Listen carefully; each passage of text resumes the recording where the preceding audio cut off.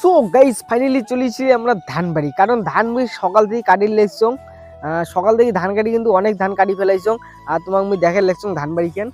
দেখো গাইস কতগুলো ধান কাটি ফেলাইছং। দেখো আরো কতখান এখান ধান আছে। আর তোমরা তো জানেন আমরা যে রাস্তার আগ দিলে ধান কাটছি, ওগুলো ধান কিন্তু কাটা কমপ্লিট হয়ে গেছে, ওগুলোরও কিন্তু ভিডিও তোমাকে দিছং। আর এলে এসে আমার দোলার বোন, আর দোলার বোনের কিন্তু তোমাকে ভিডিও দেওয়া হয় নাই।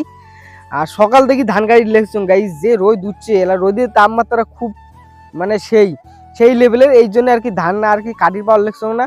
এই জন্য তোমাদের মাঝে আর কি ভিডিওটা আমি শেয়ার করে লেগছং।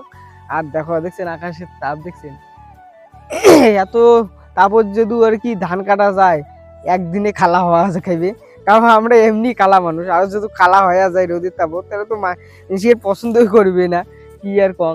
তা গাইস তা দেখো কতগুলো ধান কাটিয়ে থুয়ে দিছি। আর এটি কোনো মোটামুটি আরো কয়েকদিন কাটা লাগবে জানেন, আইসলি আরো তিন থেকে আর কি 4 দিন মতন সময় লাগবে আর কি। তো গাইস তোমাদের মধ্যে একটা গুরুত্বপূর্ণ একটা কথা বলবো, ঠিক আছে গাইস? আমরা যাওয়ার লিখছি 15 তারিখ শনিবার রাস মেলায়। ওই দিন নাকি কৃষক দে আসবে, মানে কৃষক দা মানে বড় আর কি সেলিব্রিটি, তোমরা তো সবাই জানেন আর কি। মেন্টাল মুভির কিন্তু গান বানাইছিল, সেই হিট হয়েছিল ট্রেন্ডিং। তা আমরা ওই দিন যাবো শনিবার, সারা রাতি এনজয় হবে, সারা রাতি ভিডিও হবে, তোমাদের মাঝে সব শেয়ার করব। তা গাইস তা 15 তারিখে সবাই আসবে রাসমেলা মাঠে, সবার সাথে দেখা হবে, ঠিক আছে? তা চলো টাটা।